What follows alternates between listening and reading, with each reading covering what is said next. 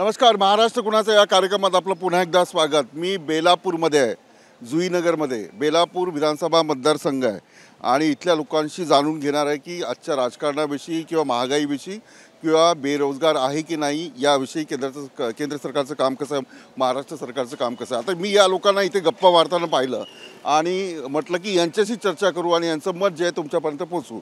तर नमस्कार, काय नाव तुमचं? गोरखनाथ कुंभार. साहेब, गाव कुठलं आहे? गाव कोणता? जेजुरी. जेजुरी. तुमचं नाव? काशीनाथ कृष्णाजी गावडे, पुणे जिल्हा. तुम्ही? अशोक लोके, कोकण.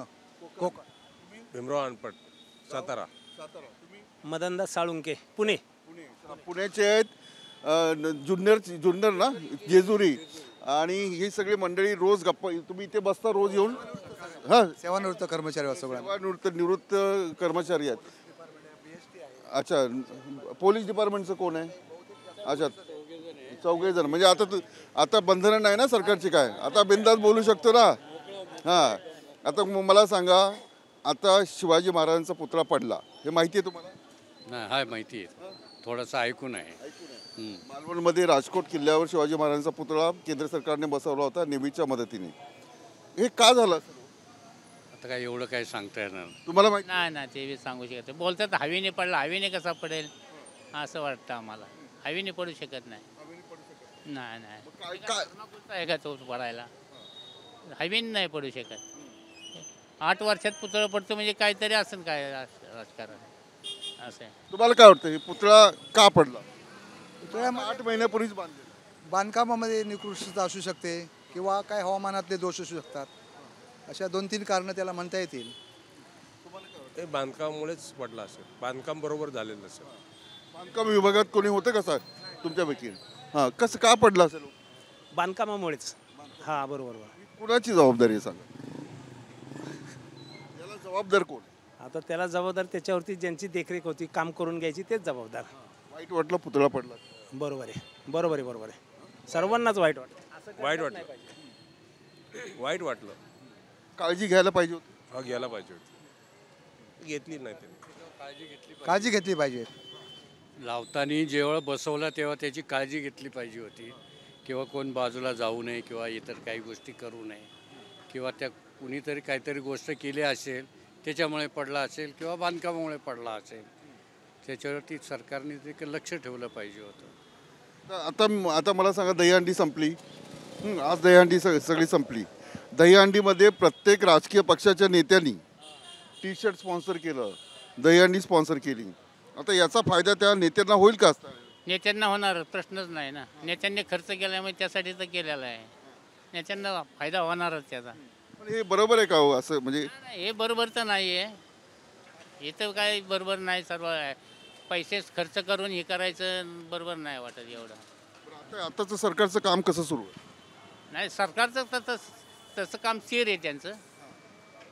एकनाथ शिंदेचं काम कसं? हा, चांगलं काम आहे त्यांचं बी. हा, उद्धव ठाकरेंचं कसं होतं? उद्धव ठाकरेंचं ते बी बरं होतं, चांगलं होतं त्यांचं. चांगलं काम एकनाथ शिंदेचं कसं काय वाटतं? असं कसं वाटतं, म्हणजे प्रत्यक्ष जागोजागी भेट देणं हे महत्त्वाचं आहे. आणि त्याचे काय असेल पाणी वगैरे इतर गोष्टी करणं हे त्याच्यात जास्त होय. तसं ठाकरेंचं तेवढं काय नव्हतं असं, म्हणजे कुठे जाणं, काय अपघात घडला किंवा इतर. लोकसभेला तर विकास आघाडीच्या जागा जास्त आल्या. म्हणजे कसं त्या याच्यावर नाही, ते जनतेवर अवलंबून आहे. जनता साथ दिली तर सगळ्या गोष्टी साथ होतात. यावेळेला काय विधानसभेत काय यावेळेला काय महायुती की महाविकास आघाडी? काही सांगू शकत नाही. तुम्ही? नाही, मी काही सांगू शकत नाही. तुम्ही? नाही, राजकारणाविषयी एवढं काय आवडही नाही आणि त्यात जास्त मी विचारही करत नाही त्याचा. राज ठाकरेंचं भाषण ऐकत? नक्की. राजकारणाविषयी काय आवड नाही, पण नक्की. उद्धव ठाकरेंचं भाषण तर सगळ्यांचंच ऐकतो. त्या आपल्याला डिफरन्स केव्हा कळणार? प्रत्येकाचं भाषण ऐकल्यानंतर आपण त्याच्यात आपल्या फायद्याचं काय, जनतेच्या फायद्याचं काय, किंवा निव्वळ राजकारण काय, हे जेव्हा तुम्ही प्रत्येक नेत्याचं भाषण ऐकणार त्यावेळी तुमचं काहीतरी तुम्ही मत बनवता ना. निव्वळ अमुक मी पार्टी एखादीची आहे म्हणून त्याच्याशी चिटकून राहणार आणि मी त्याचं गुणगान गाणार, हे काय योग्य होणार नाही. सगळ्यांमध्ये कुणाचं भाषण तुम्हाला? नाही, तसं राज ठाकरेंचं भाषण जे परिपक्व वाटतं. कालच्या पुतळ्यामध्ये पण त्यांनी जे भाषणामध्ये मत व्यक्त केलं ना, ते मला योग्य वाटलं की टीका न करता निव्वळ शिवाजीच्या नावाचा वापर फक्त पोट भरण्यासाठी न करता गड संवर्धन, किल्ले संवर्धन करा ह्याच्याकडे लक्ष जर दिलं तर हा राजकारणाचा किंवा राजकारण करण्याचा मुद्दा नुसता पुतळा पडला हे होऊ शकत नाही. मग राज ठाकरेंच्या सभा लाखोंच्या होतात, मग त्यांना मतदान का होत नाही, मग मी काय बोललो मग अशी की लोक भाषण ऐकायला गेल्यानंतर आपलं मत बदलतात. लाखभर गेले म्हणजे त्याच्यात तो मतदार नसतो किंवा मत त्याने दिलंच पाहिजे असं त्याचा काय अभिप्राय नसतो. तो विचार ऐकतो, त्याला पटले तर तो मत देतो नंतर त्याचा तो. तुम्हाला कोणाचं आवडतं भाषण? मला आवडतं, सर्वांचं आवडतं. असं कसं होऊ शकतं? कोणा एकाचं तरी जास्त आवडत नाही तसं जास्त कोणाचं आवडतं? नाही तसं राजकारणाविषयी काय नाही. उद्धव ठाकरेंचं काम कसं होतं लॉकडाऊनमध्ये? छान काम होतं, चांगलं काम केलं. पण त्यात उद्धव ठाकरेंपेक्षा एकनाथ शिंदेचं काम जास्त. त्यांचं बी चांगलंच आहे काम चांगलं करतं सरकार. मग उद्धव ठाकरेंचं काम चांगलं आहे की एकनाथ शिंदे? त्या दोघांचंही चांगलं आहे. कोकणाचं आता सध्या चालू आहे ते चांगलं आहे एकनाथ शिंदे. काय कसं कसं गेस करता की त्यांचं काम चांगलं? आता कशावर म्हणजे कामाची सध्या चालू येतं. कुठलीही घटना घडली तर ते स्वतः प्रत्यक्ष हजर असतात त्या ठिकाणी आणि स्वतः पाहतात ते. भाजप एकनाथ शिंदेची शिवसेना आणि अजित पवार एकत्र आहेत. अजितदादांनी गुलाबी जॅकेट घालायला सुरुवात केली, आवडलं तुम्हाला? बरोबर आहे. त्यांनी आता काढले त्या गुलाबी जॅकेट. बरोबर आहे. तुम्हाला आवडलं का अजितदादांनी गुलाबी जॅकेट घातलं? का घातलं हे माहिती नाही आम्हाला. तुम्हाला? नाही म्हणजे हा काय विषय, या विषयावर चर्चा करण्यामध्ये काही स्वारस्य नाही एवढं. काय जॅकेट घालून काय? नाही, तुम्ही म्हणताय की या विषयावर चर्चा करण्यात काही पॉईंट नाही, पण हेच मुद्दे घेऊन आधी गुलाबी जॅकेट असेल, गुलाबी व्हॅन असेल, गुलाबी कार असेल, हे मुद्दे घेऊन ते लोकांपुढे येतात आणि मतदान त्यांना वाटतं की याच्यावरून मतदान होईल. म्हणजे दादांची इमेज जी आहे, दादांची इमेज कशी नाही, पण हा जॅकेटचा विषय आहे ना, हा एक मीडियाने केलेला चर्चेचा विषय असं मी मानतो. की मीडिया म्हणते किंवा मीडिया त्याचं प्रसारण करते की जॅकेटमुळे आता त्यांचं ह्या दिशेने प्रचार चालू आहे. तर त्यांचे उद्देश वेगळे असतील ना, त्यांना त्या कलरचा आवड असेल म्हणून त्यांनी घातलं असेल. तो काय प्रचारात फायदा होईल का? अजितदादाला फायदा होईल? नाही, ते जनता जनार्दनावरती आपण सांगू शकत नाही. फायदा एक अंदाज येतो, आपल्याला एक अंदाज येतो ना आपण जेव्हा चर्चा करतो की वातावरण आहे ना, जो स्थिर मतदार आहे तो जॅकेट घाला नाही ते जॅकेट नको घालू, तो पक्षाच्या कक्षेच्या बाहेर जात नसतो, जो ठामच असतो. शिवसेनेचा मतदार शिवसेनेशी निगडीत आहे, भाजपचा मतदार भाजपकडेच राहणार, काँग्रेसचा मतदार काँग्रेसकडेच राहणार. प्रत्येकाचा मतदार जो आहे तो स्थिरच आहे. भले तो आज चर्चा करो किंवा कुठच्या मिटिंगला जावं, ऐकण्यासाठी जावं, पण तो मतासाठी इकडे तिकडे होईल असं वाटत नाही. तो आपलं एक मत बनवलेलं असतं त्यांनी. साहेब नमस्कार. चला या, तुम्ही या. काय नाव तुमचं? माझं प्रकाश सूर्यवंशी. सूर्यवंशी साहेब, गाव कुठलं आहे तुमचं? माझा नेटिव्ह प्लेस नागपूर. नागपूरचे आहात. आणि इथे कधीपासून आहे? मी आहे 89पासून. मी CBI ला होतो आणि इथे होतं. कुठला केस हँडल? मी इथे आलो. कुठला केस हँडल केला? भरपूर झालं. कसं वाटतं रिटायर झाल्यावर? रिटायर झाल्यावर कारण मी कराटे क्लास शिकवतो, अजून फिटनेस आहे, मुलांना शिकवतो, फ्री ऑफ चार्जमध्ये शिकवतो. सोशल वर्क ॲज आहे. गरिबांच्या मुलांना वडापाव वगैरे आपल्याकडूनच चारतो. मला काय रिटायरमेंट पेन्शन. हां. आणि सगळं त्यांना शिक्षण देतो, प्रशिक्षण मी कराटेचं. कराटेचं शिक्षण? 83ला कमांडो कोर्स केलं होतं आणि मुंबईला. मग आता माझ्याकडे मुलं आहेत, लहान मुलांना शिकवतो कराटेचं योग. कारण का मुलींना ताकद कमी आहे, ऊर्जा कमी आहे आणि मुलांना ताकद जास्त आहे पुरुषांना. म्हणून रेप कांड आणि हे कांड होतात. जेव्हा एखाद्या बाईवर रेप होते, एखाद्या मुलीवर होते, त्यावेळेस सगळं बोंबा मारतात. पोलिसांचा दोष आहे, असा आहे तसा आहे. पण मला असं म्हणायचं आहे का तुम्ही आपल्या मुलीला कराटे जशा एज्युकेशनला पाठवता, कराटे हा एक माध्यम आहे का तुम्हाला आम्ही ऊर्जा देतो आहे, नवीन ताकद उत्पन्न करतो आहे. म्हणजे मुलांना स्वतःचं रक्षण कसं करावं, मुलांना कसं मारायचं हे आम्ही पण आई वडील तिकडे लक्ष देत नाही. एखाद्या मुलीवर जर अत्याचार झाला त्यावेळेस त्यांना वाटतं आहे का रे माझ्या मुलीला मी कराटेमध्ये टाकलं असतं तर खूप झालं. आता हैदराबादमध्ये ग्रॅज्युएट मुलगी होती डॉक्टर, पण काय झालं शेवटी फक्त कराटेमध्ये ब्लॅक बेल्ट ग्रॅज्युएट नव्हती म्हणून ती डेथ झालं, तिच्या रेप पण झालं आणि डेथ केलं. जर ती कराटे शिकली होती तर आम्हाला माहिती आहे का सेन्सिटिव्ह पॉईंट पुरुषांचे कुठे कुठे आहेत, तिथे मारल्यानंतर त्याची डेथ होऊ शकते. पण त्यावेळेस बघा ग्रॅज्युएशन नाही केलं. अशा बऱ्याचशा घटना आहेत का ग्रॅज्युएशन न केल्यामुळे कराटेमध्ये फक्त आपण एज्युकेशनवर भर देतो. पण त्यांना नवीन आणि ऊर्जा देण्याकरता आम्ही त्यांना पुढे नेतो, पण येत नाही, आईवडील टाकत नाही. मुलं याला बघतात आणि येतात, काही दिवस करतात, सोडतात. तर आमचं मत आहे, माझं असं मत आहे का महानगरपालिकेने सरकारने जागोजागी जे जागा आहे तिथे कराटे उपलब्ध मुलींना फ्री ऑफ चार्जमध्ये करून द्यायचं. आम्ही शिकवण्याकरता तयार आहे, पण सरकारने हा उपक्रम पुढे न्यायला पाहिजे. महाराष्ट्र सरकारने शाळेमध्ये कराटेचं प्रशिक्षण दिलं पाहिजे. काही शाळा देतात, संपूर्ण शाळा देत नाही. गव्हर्नमेंटच्या शाळेमध्ये नाही, पण जे प्रायव्हेट सेक्टरचे जे शाळा आहेत, सेंट जावेस, सेंट लॉरेन्स वगैरे किंवा हे शाळा ते देतात. पण ते काय नॉर्मल, एखाद्या मुलाला मारलं समजा, आम्ही डेमॉन्स्ट्रेशन देतं असं, तिकडे पण पॅरेंट ओरडणार. म्हणजे खाजगीकरण शिकवणं आणि शाळेत शिकवणं जरा डिफरंट आहे. पण आता तुम्ही CBI मध्ये होतात, CBI सोडल्यानंतर कसं वाटतं? बरं वाटतं?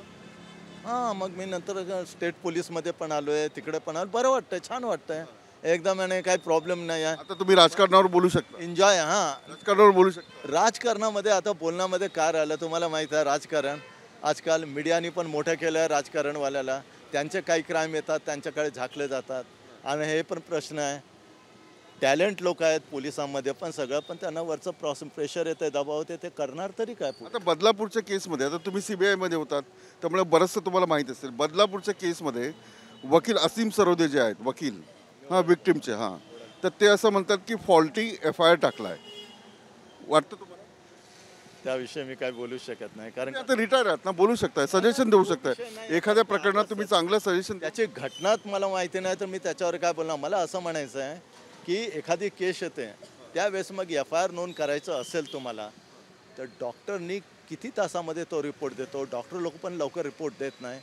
दुसरी गोष्ट, खाजगीकरणमध्ये डॉक्टर आणतात आणि खाजगीकरणचा आपण रिपोर्ट देतो प्रायव्हेट डॉक्टर, पण गव्हर्नमेंटच्या याच्यामध्ये प्रायव्हेटचं चालत नाही, गव्हर्नमेंटचं चालतं रिपोर्ट, आणि त्याच्यावर FIR दाखल होतं आहे. पण डॉक्टरचं पण काम आहे ना का लगेच आणि रिपोर्ट तुम्ही सबमिट करा पोलिसांना. तिकडे पण काही चुकी असू शकतं. जोपर्यंत तिकडे ते आपण फक्त पोलिसांवर दोष देतो, पण तिकडे पण काहीतरी असेल ना. सुरवंशी साहेब, मी थोडंसं आणखी राजकारणावर येतो. आता हे जे राजकारण चाललंय महाराष्ट्राचं, आता म्हणजे फोडाफोडीचं राजकारण असेल किंवा इकडचं तिकडे, काही कळत नाही कधी कोण कुठे जाईल, यावर काय वाटतं तुम्हाला? हे तर चुकीचं आहे ना. तुम्ही काय आहे माहिती आहे, ज्याच्याकडे धनसंपत्ती आहे तो त्या डिपार्टमेंटला, त्या पार्टीमध्ये जातो, त्याचं क्लोज होतं आहे. मला म्हटलं आहे का करायचंच असं आहे तुम्हाला, खरोखरच इन्क्वायरी करायचं. आता अवाढव्य पैसा कोणाकडे आहे? राजकारणी लोकांकडेच आहे. अवाढव्य पैसा कोणाकडे आहे? राजकारणी लोकांकडेच आहे, दुसरीकडे नाही आहे. मग ही संपत्ती जब ब्लॅक मनी जे केलेलं आहे, तर ती काढा, तुम्ही शोधून काढा आणि गरिबांना द्या. माझं असं मत आहे. नॉर्मल लोकांकडे कुठे संपत्ती आहे? तुमच्याकडे, आमच्याकडे आहे का संपत्ती? आता CBI EDची जी रेड पडते ती खरी पडते का हो? विरोधक म्हणतात नाही, फक्त घाबरवण्यासाठी पडते. नाही, ते त्याविषयी मला पण नॉलेज नाही, तुम्ही काय बोलणार नाही. तुम्ही CBI मध्ये होतात ना. पण मी बोलू शकतो. नाही, रेड जो गरीबावर होत आहे, श्रीमंतावर कधी रेड होत आहे का? आता हे जे रेड पडतात तुम्हाला माहिती आहे कशावरून पडलं जाते, ते तुम्हाला पण माहिती आहे, सगळ्यांना माहिती आहे. कायदा आहे गरिबांकरता आहे, मोठ्या लोकांकरता नाही आहे. आता लोकसभेच्या निवडणुका झाल्या, महाविकास आघाडीला 31 जागा मिळाल्या, महायुतीला कमी जागा मिळाल्या. विधानसभेला काय होईल अंदाजे आपलं? काही सांगता येत नाही. फाईट कशी आहे? 50-50 काही सांगता येत नाही. कोण सरस आहे? महाविकास आघाडी सरस आहे की महायुती सरस आहे आजच्या घडीला? अभी जिसके पास में इन्व्हेस्टिगेशन संस्था, उसके पास में सब कुछ है, सब प्रोविजन दिया है, तर समजा आता कोणाचं काय सांगता येत नाही. लोक आता शहाणे व्हायला पाहिजेत, कोणाला द्यायचं, कोणाला मतदान करायचं. लोकांमुळे जनजागृती व्हायला पाहिजे. त्या गोष्टीचा अनुभव घेतलेला आहे आता कोणाला, पण आता मी पण सांगू शकत नाही का पुढे काय होणार का. कुणाचं भाषण आवडतं? राज ठाकरे, उद्धव ठाकरे, शरद पवार, देवेंद्र फडणवीस, अजित पवार, कुणाचं आवडतं भाषण? मी कोणाचेच भाषण बघत नाही, फक्त TV वर बघतो. पण मी ते आवडायचं, मला हा आवडतं त्यावर नाही, कारण राजकारणापासून लांबच आहो मी. एखाद्याचं आवडत असेल ना कुणाचं? मी कोणाचं सांगू शकत नाही का याचं आहे आणि त्याचं आहे. चला, आता मला सांगा, महाविकास आघाडी जी आहे आणि महायुती आहे, विधानसभेला काय रिझल्ट लागेल? ते जनतेवर अवलंबून आहे.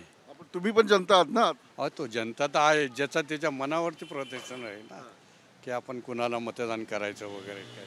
तुम्हाला काय वाटतं कोण येईल यावेळेला? या टायमाला महाविकास आघाडीच येणार. बघा, आता हे महाविकास आघाडी, मी आता महाविकास येईल किंवा महायुती येईल हे कशावरून सांगू शकतो. आता एकनाथ शिंदेचे त्याच्या पाठिंबा देत आहे ना, महायुती येईल की नाही?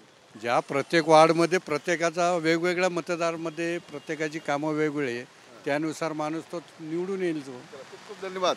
निवृत्त आहेत आणि सर्वजण इथे बसता. रोज तुम्ही इथे बसता? रोज इथे बसतात, गप्पा मारतात, राजकारणाविषयी बोलतात, पण या लोकांमध्ये नेमकं राजकारणाविषयी काय मत आहे, आत्ताचे जे प्रश्न आहेत ते बरोबर आहेत का, आणि बलात्काराच्या ज्या घटना होतात त्यावर जे सूर्यवंशी आहे CBI होते त्यांनी जी माहिती दिली ते मी जाणून घेण्याचा प्रयत्न केला. मी बेलापूरच्या या जुईनगरमध्ये होतो. मी तुम्हाला उद्या पुन्हा भेटणार आहे अशाच एका ठिकाणी. तुर्तास इथेच थांबतो. Video journalist Siddhesh Vilas Athawale, news state Maharashtra.